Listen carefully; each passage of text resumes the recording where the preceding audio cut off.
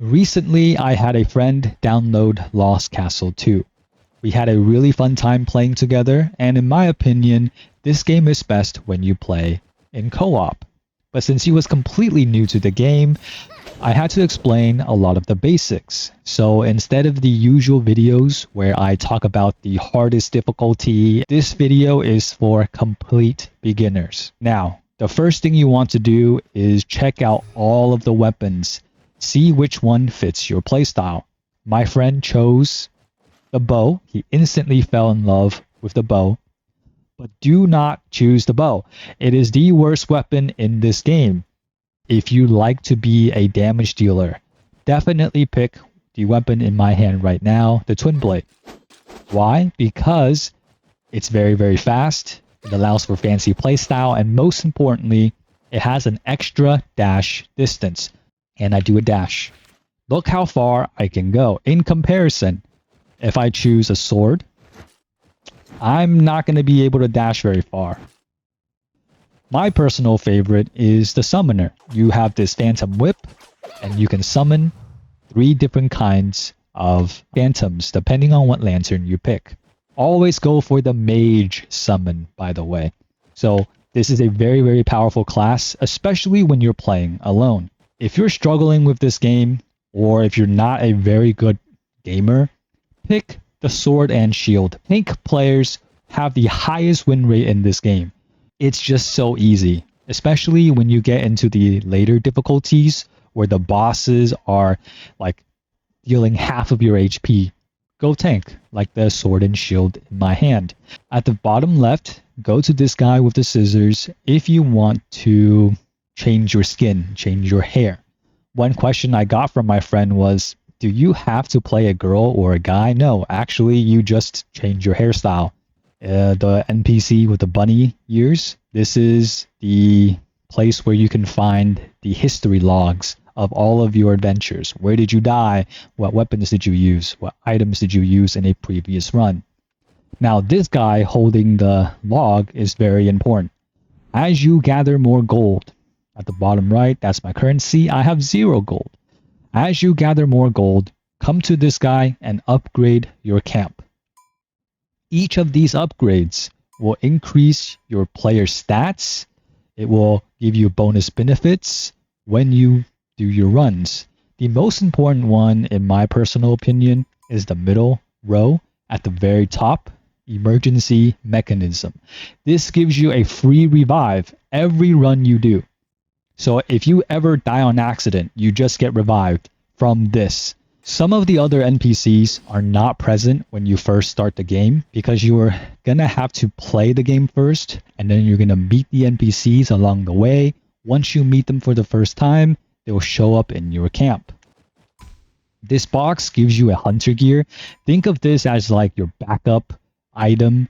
It's not really a weapon. When you unlock the banana and when you unlock the emergency HP bottle, you're set. You are solid. These two, the banana and the emergency HP bottle, every single video I've done about Lost Castle 2, I've talked about why they're so good. Just trust me, once you unlock these two, banana, emergency HP bottle, stick to them forever. Once you have unlocked all of the NPCs, make sure you go interact with them. This girl over here lets you select the weapons you want to see during your run.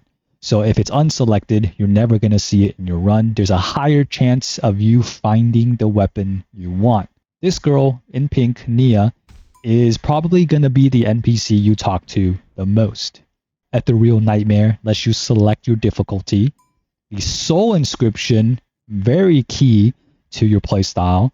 Every weapon so far has 2 different inscriptions you can choose from. So, as a quick demonstration, let's see, for example, the dual blade. Now when I dash, I also perform a spinning attack. I'm teleporting instead of just dashing. This is an image from the official Lost Castle 2 Discord, so all credit goes to them. After you beat your easy mode and you're ready for the Nightmare 1, 2, and 3. As a default, you only get 3, and you need to unlock the rest. And the unlocking difficulty is downward compatible, which means, let's say I skip Nightmare 1, I skip Nightmare 2, I'm a Giga Chad, I'm playing with a friend, right? My account might not be very high level, but I'm playing with a friend and we're playing on Nightmare 3. I've never beaten any boss in the Nightmares, but let's say in Nightmare 3, I'm in level 1 and I faced a Goblin Champion. I beat him. I also get any of the previous inscriptions on an easier level, so I would get the Iron Bone roll. The hardest one is at the very bottom right. You have to go Nightmare 3, beat the big boss, the Demon Sealer, to get the Ethereal Mage. That's the one I was using to teleport. Also, this is kind of overseen because the NPC looks like he's hiding behind this little backpack pole statue thing. It's a black market that you can buy from.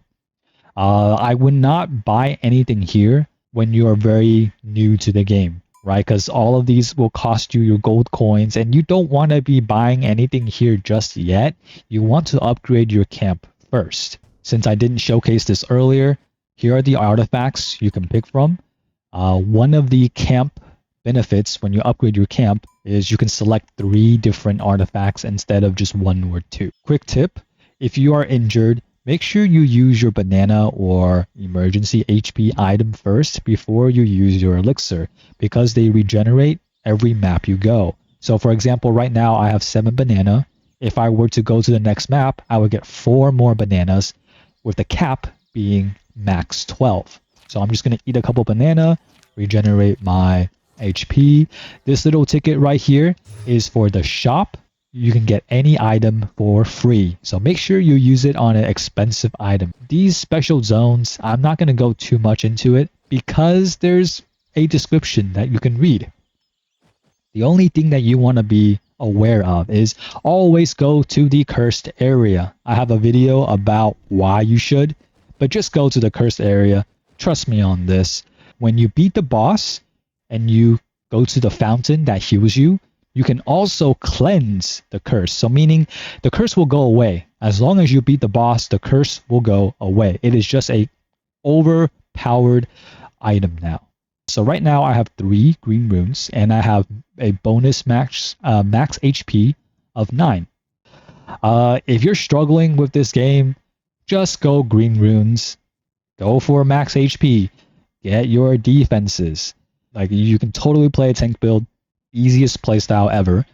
If there's a item you don't really like, you can always share it with a friend. You can share clothes and you can share your weapon. If there is something you don't want, you can dismantle it. So all I have to do is press Y, dismantle it. It gives me my purple shard currency. This is going to be the currency that you use when you enter the shop. So shards deal with items, the ingots deal with equipment, the little purple tokens over here, that's for rerolls. So when you're at the shop or if you're at a cursed area, reroll my item choices 3 times.